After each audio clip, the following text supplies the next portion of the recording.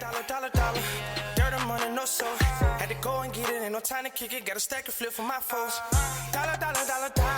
Please tell me you can hear me. Don't turn your back and don't neglect me. Just let me know if you need me. Dollar. Let me watch out for my partners. Keep my money long, get my team strong. Let me run away from my problems. Yep, what's good, original crew, man? We're back. Today, we got a new Mr. Ballen. The 3 most in-your-face person cases I have ever seen.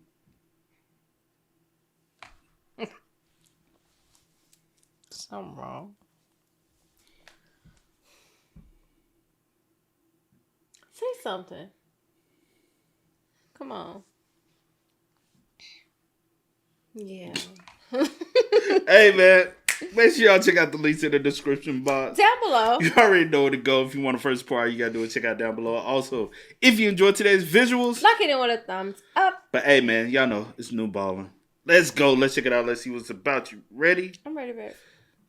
Let go. Today, I'll be covering 3 very bizarre missing person stories. But before we get into those stories, if you're a fan of the strange, dark, and mysterious, this delivered in story form. Hold on, what's going on? You said what? Nothing. You said second time? I think it's because it's YouTube trying to force an ad through.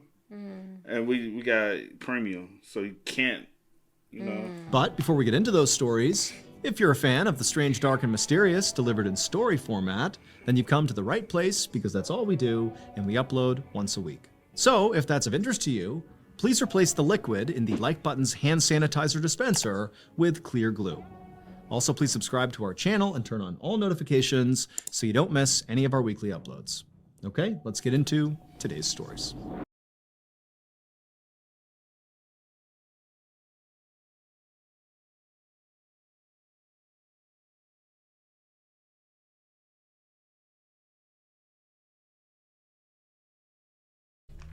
In December of 2014, a 24-year-old man named Aaron Frazier sat in the driver's seat of an excavator in the backyard of his childhood home in Jacksonville, Florida.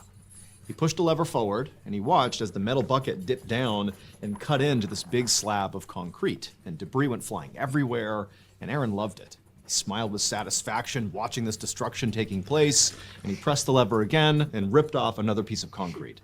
Today, Aaron was ripping out the backyard swimming pool of his old home. A home which his father had recently given him the deed to. But this property was not a nostalgic place for Aaron. In fact, he hadn't lived here since he was 3 years old, and the handful of memories he had from being in this place were basically all bad. His parents fought all the time, and then one day in 1993, his mom just decided to leave, and then after she was gone, his dad wasn't able to care for him, and so before long, Aaron was shipped off to foster care. So now he was kind of enjoying demolishing the property. He had some big renovations planned, starting with the backyard. By early afternoon, the pool was all gone, and so Aaron swung his bucket. No, don't tell me. You get what I'm getting at? I don't want to jump to conclusions. But, nah. You know how hard that would be? She just now. Don't. No way. If it's... You just now. Hold on, because you said, I don't want to jump to conclusions. I'm thinking, like, are you where I'm at? But I was like, well, maybe it's like, No. I was thinking about, oh my gosh. A deathbed confession would have been better. What? Wow. Yo, is anybody watching the John Bonet docu or have watched it? Let me know y'all thoughts about it in the comments. C knows some details because I tell her details. But I am going to watch the last. She's not watching I'm going to watch the last episode. The last is 2 more. Oh, you just on 1. I'm going to watch the last 2. I finished 1. I just got 2. I thought you was already on 2. Nah, I just started 2. Oh, you started? Okay. I'm saying like literally 2 came on. I turned it off. Okay, we'll go watch those together. Over to the outdoor shower that was located next to where the pool had been, and he dug the bucket into the concrete, and as soon as he did... I say this, by the time y'all get this, we have already watched it. They get this on Friday. We record it like literally when it comes out. We just talking about the documentary. Yeah, I'm saying by the time they see this, we have watched it. We try to allow y'all to view, if y'all want to view Ballen's video first, give him time to be able to get his views. Then we throw up our reaction. That's why. that was located next to where the pool had been, and he dug the bucket into the concrete, and as soon as he did, immediately this geyser of water shot into the sky. And so Aaron knew he must have hit a water line. And so Aaron jumped out of the excavator, he turned off the water, and then he grabbed a shovel and headed over to the outdoor shower to inspect the damage. He basically needed to dig where the excavator bucket had just begun digging to see what exactly had been struck. And so with the shovel, he starts kind of moving away the mud and concrete.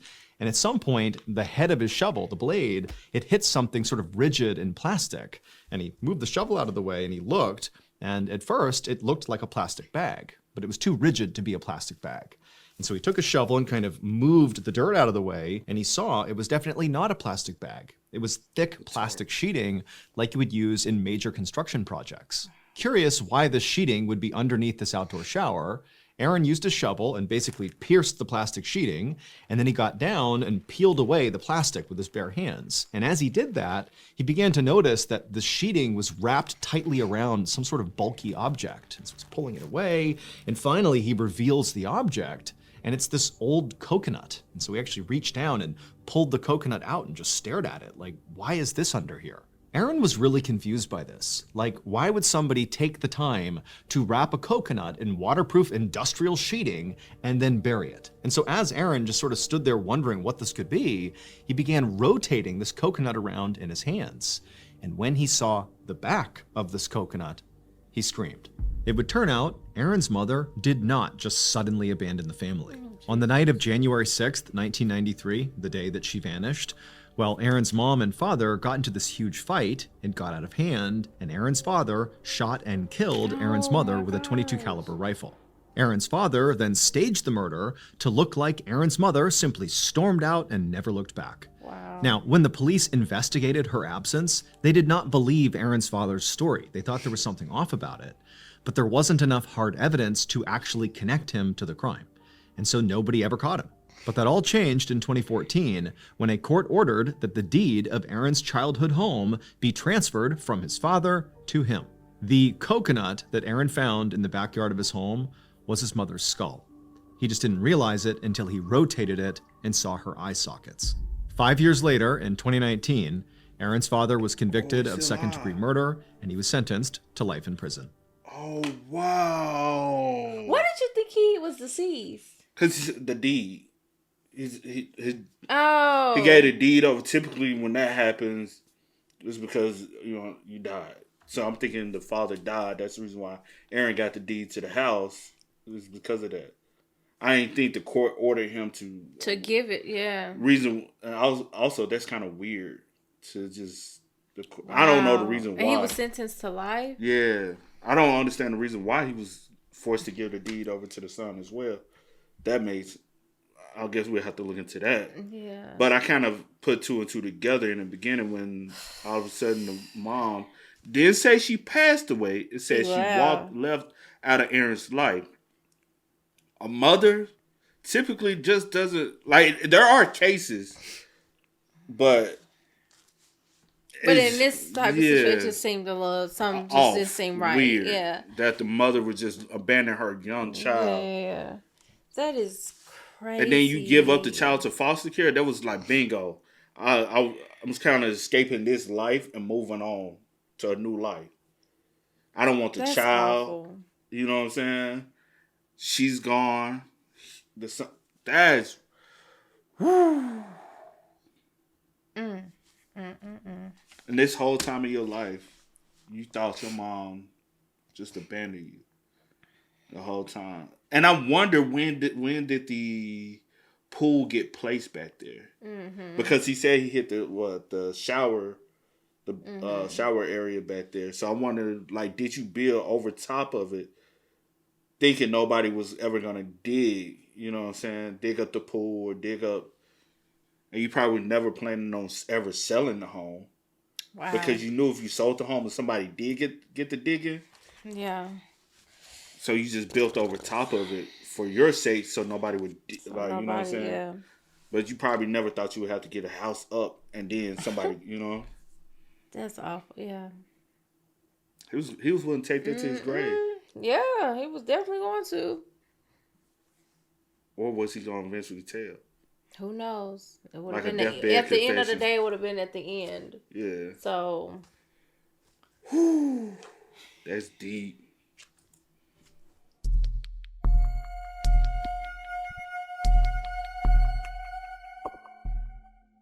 Around lunchtime on August 25th, 2012, a young woman named Grace was standing in a public restroom in front of the mirror in southern Iceland, applying makeup. Someone knocked on the door, and Grace quickly shouted an apology, but then made no move to finish up. Grace was in the middle of a solo bus trip across Iceland, and she was feeling kind of gross from all the travel. Every day around noon, the tour bus she was on would make a pit stop for lunch at whatever touristy location was nearby. And today, they were at Eldkja, which is the largest volcanic canyon in the world. Now, usually, Grace would use these pit stops not just to get lunch, but also to walk around and see the sights. But today, she was using this break just to freshen up. So, Grace finished putting on her eyeliner and put her hair up in a high ponytail, and then she changed her shirt, stuffing her old one back into her backpack. Then she stepped out of the bathroom into a large parking lot, and she saw her tour bus on the other side, and she saw other tour members making their way on board. Grace hustled across the lot, got onto the bus, and settled back into her seat. Only a few minutes later, the driver stood up and announced to the bus that it was time to leave. But before they left, he did what he did at every single stop. He did a head count, just to make sure nobody got left behind.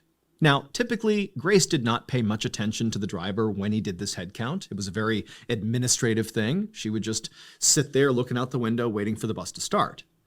But on this day, at some point, as Grace was sitting there, she realized the head count was taking a really long time. And when she noticed that, she looked up at the driver, and he looked visibly upset.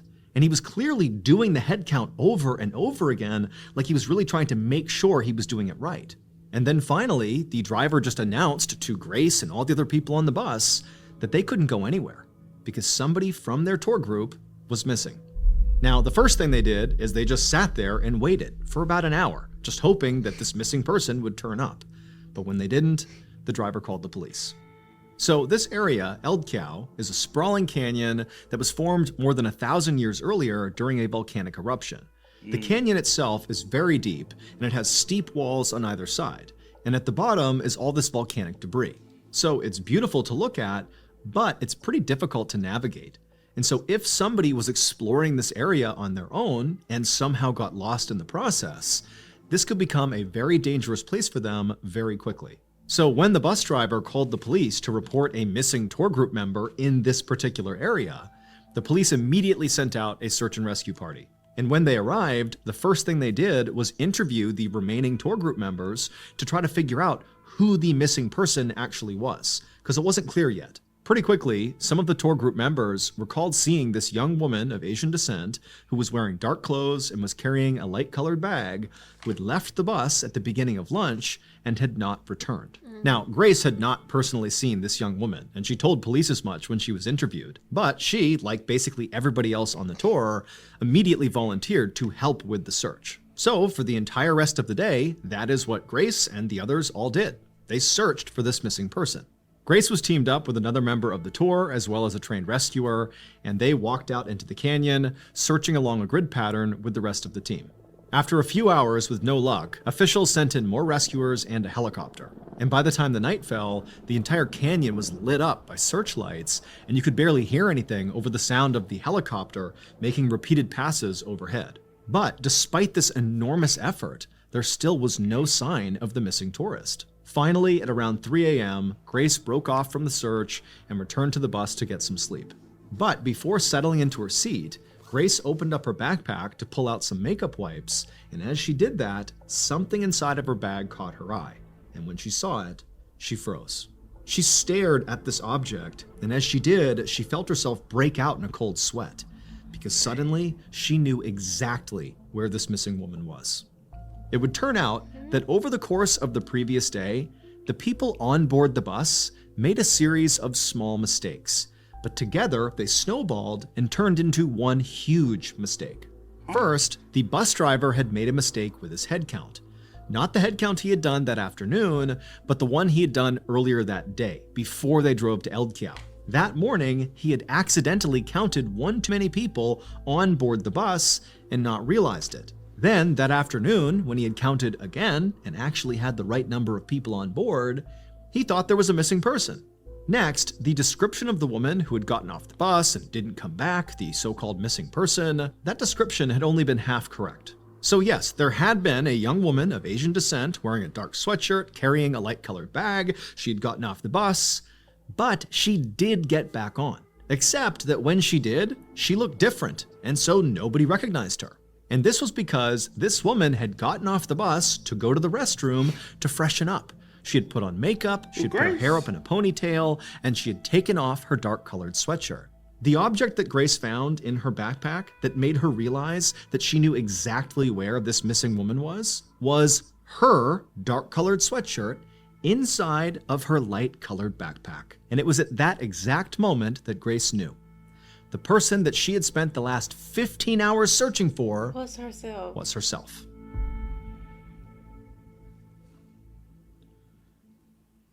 That's all? No, bro. We go. That's a crazy story. And then, like, how do you go, like, hey, guys, I know it's been a long day for everyone, but how do you even go tell someone that, hey, the girl y'all been looking for is me? I just realized that he must, like, that is crazy. That is crazy. People been out here all day. All day. It's 3 a.m. now. 3 a.m. No sleep. No sleep. No food. 9 Man. times out of 10, you ain't get no sleep. Yeah, no food. 9 times out of 10. And we behind on schedule. But it's not her fault, though. That's really on the driver. It's not her That's fault. It's not her fault at all. That's the driver. But there should be another thing set in place for him to properly get correct head count. Yeah. I mean, kudos to him still. I mean, I get it. He got the head count wrong, but the concern and the immediate action, I definitely give him that. But dang, bro. This thing had to get that far. Yeah. That's crazy.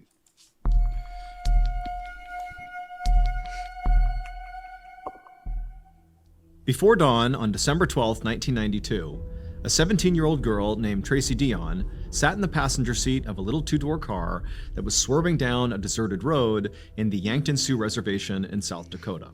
Everybody in the car was drunk, including Tracy. Sitting next to Tracy in the middle front seat was her 19-year-old cousin named Ruby, and Ruby's boyfriend, a 20-year-old named Arnold, was driving the car. All three of them had been out partying all night, and so now they were trying to make it home. The swerving was making Tracy feel sick to her stomach, but she didn't want to say anything to Arnold in fear that she might distract him. I mean, it was really dark outside, there was no street lights, there was ice on the road. I mean, for a sober driver, this would be a challenging drive, let alone a drunk driver. They were coming up on an intersection, and Arnold brought the car to a stop with a lurch. Tracy watched as Arnold checked for cross traffic and then pulled out onto Highway 281. But halfway through this turn, as Arnold was accelerating, Tracy began to feel the car slide, and even in her drunken state, she could tell Arnold had hit a patch of black ice. And so as the car began to skid, she wanted to scream, but before she could, the car was already flipping over, and then everything went black. A short time later, Tracy came to. The car was upside down, and Tracy quickly realized she had fallen out of her seat and was now basically resting on the roof of the car, which was now on the ground. From what she could tell, after the car had finished rolling over, it had come to a stop just off the side of the highway, and so they were not in immediate danger from other cars striking them. But she couldn't really see outside because the windows were so badly cracked. Beside her, Tracy could hear her cousin, Ruby, pounding on the driver's side door trying to get it to open, and so Tracy tried to look around Ruby to see Arnold, to see if he was okay, but when she did, she saw the driver's seat was empty. Oh. Tracy tried to make sense of what she was seeing. The driver's side door was closed, but Arnold was gone. Just then, Tracy heard the sound of the driver's side door opening, and she turned to see her cousin Ruby forcing the door open just a few inches, and then a second later, Ruby was slithering out through that crack to the outside. To Tracy, everything felt like it was happening in slow motion.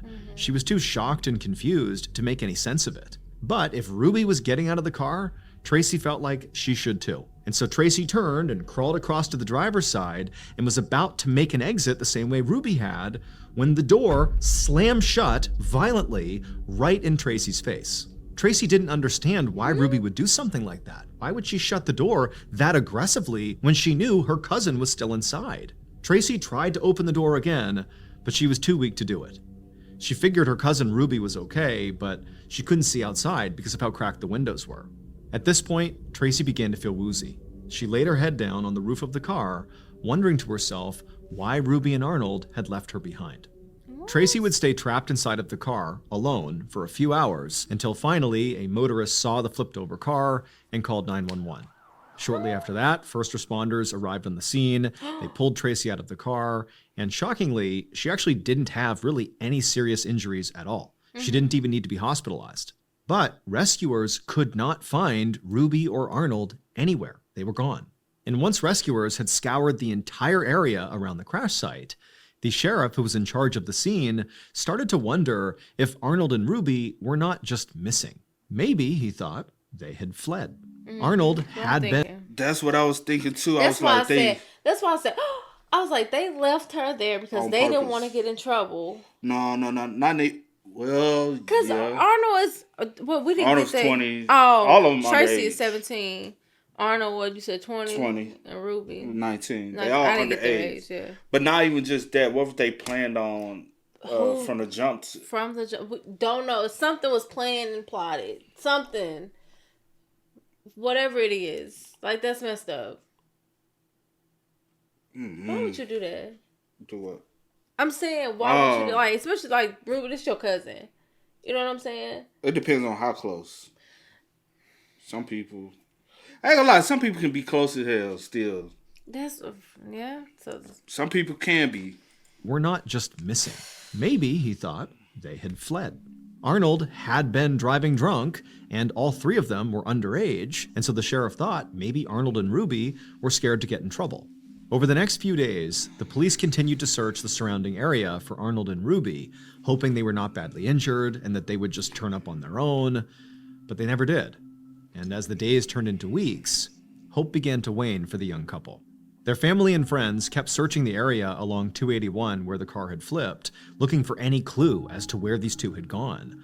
But there was nothing. There was no trace of them. It was like Arnold and Ruby had gotten out of the car and just vanished.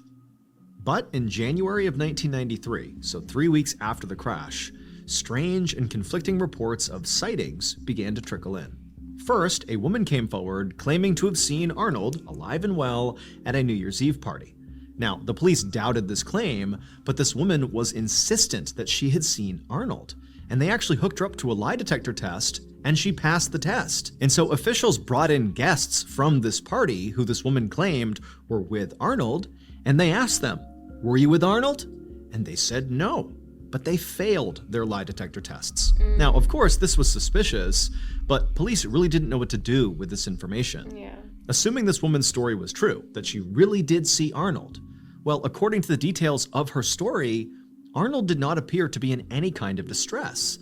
And even if he was in distress, the police still had no idea where he was, so how could they help him?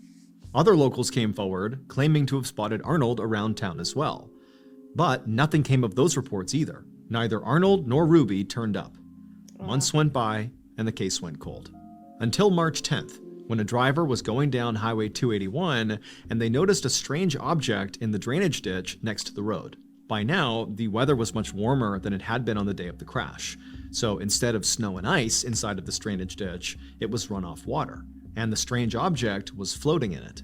The driver stopped his car, got out, and walked up to see what this thing was. Wow. And as soon as he saw it, he turned, ran back to his car, and called the police. Because what the driver had just found was a dead body. And when the police arrived and searched the area, they found another body not far away.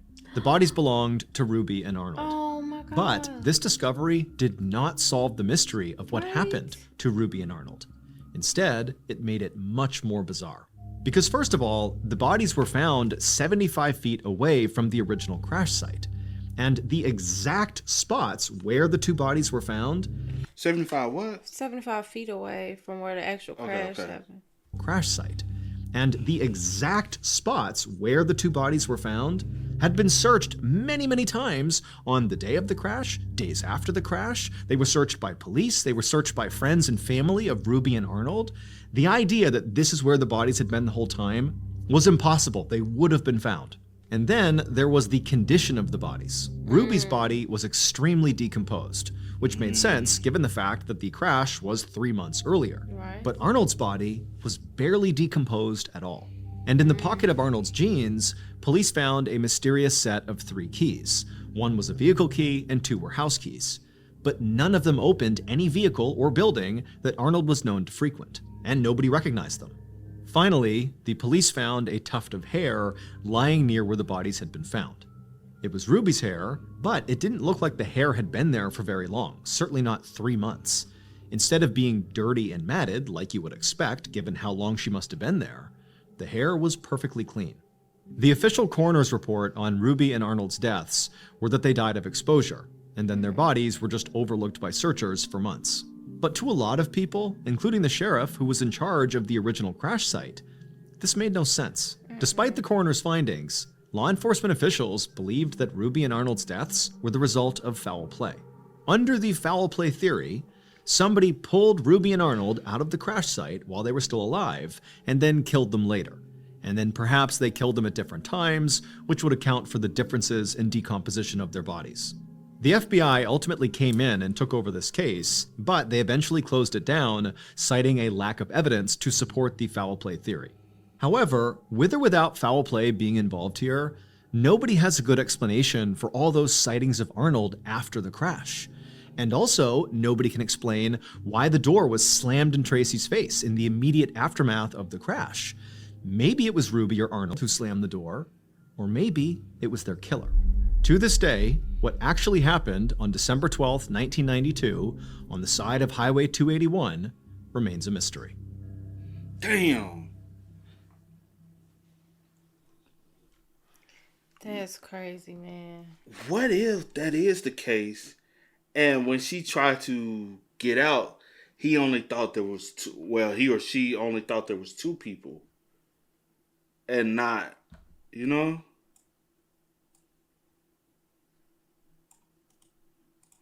They didn't know the third person was in the car. Damn, that's a good mystery, bro. Yeah, never mind. No, say it. No, I'm about to say, I guess the only thing that didn't make sense to me is the difference in like the decomposition of the bodies. But I guess if one person had been there longer and the other person wasn't there and then somebody brought the body back. But I don't, like, that just doesn't make sense to me. But honestly, on some real spill, though, I don't think they were there. Even though Ruby was more decomposed than, what's his name, Arnold? They could have been killed elsewhere. She could have been buried somewhere or set aside. She could have been I think somebody brought her back and then brought them back and dumped them where the wreck happened. And pools was some. But why? That's just why would Arnold be out and about? Supposedly, people spotted him. Yeah. Oh, that's crazy. Now that's the craziest part. Or I'm gonna be thinking about that all night. Or could possibly Arnold had did something. I don't know. Nah, that don't make sense. Were both of their, like with the autopsy, were both of them deemed to be just due to exposure? Yeah, but you gotta also think as studies. But this is that's 1993. Would the same autopsy be done and explained the same way today? You get what I'm saying? Because as society keeps developing, we keep learning, we keep mature. You know what I'm saying? Yeah. The way we view things differs. So the way somebody would have been ruled in that autopsy in 93 would possibly be different in 2024. It's definitely giving me like something happened. Because even with her hair found on the side of the road and it's like clean and it's just there. Somebody could have drugged her. Yeah, it just doesn't make sense to me that it just seems so fresh and just like you would have think like maybe like. And why the hell would he have car keys in his pocket if I flip my car? If I flip my car, I don't have access to get to this. Some like the different keys and stuff. Mm-hmm. I don't have access. Like if I flip my car, I've been in a wreck. Last thing I'm worried about is getting my keys. Like right away, and then they once the police get on the scene of the wreck, there's no trace of anything of them. True. And if family look, the police, you know, family went like, to the car. All scene. of these things, like where they were found at, like this was looked over by many people. Nothing. Because have you ever been to a wreck site? Mm-hmm. Y'all go scour and see, look around the site. Y'all see, hey, maybe some debris was dropped somewhere. Y'all scour the site to see if there's anything that's left. 75 feet ain't that goddamn far. Yeah. Both bodies would have been found. They ain't freeze up. The family would have went. You know what I'm saying? Yeah. And they would have went. I've seen this firsthand, dealt with it firsthand. You go more than one time to the And if city. you're on feet searching, I'm pretty sure they're not getting 75 feet. They're not getting overlooked if someone's driving by in a car and see them. And again, 9 times out of 10, they went more than once looking for the area because they're missing. Yeah. There has to be a clue or something around here. So they went to this crash site probably plethora of times. Child, let one of my family members like something like that happen, missing, and no time. Go the I'm day going after? probably every day, like to look. Well, I ain't gonna necessarily say you probably. I'm go pretty every OD. Like my people missing. You go, you look immediately after, right? Mm-hmm. Next day, you probably go like a couple days, and then you'll stop going. You're like, okay, maybe I need to get away from it for a while, but you're gonna go back. I'm going. And then, especially if people start saying we saw Arnold around, you go back and be like, so where the fuck is Ruby? Man, no. No.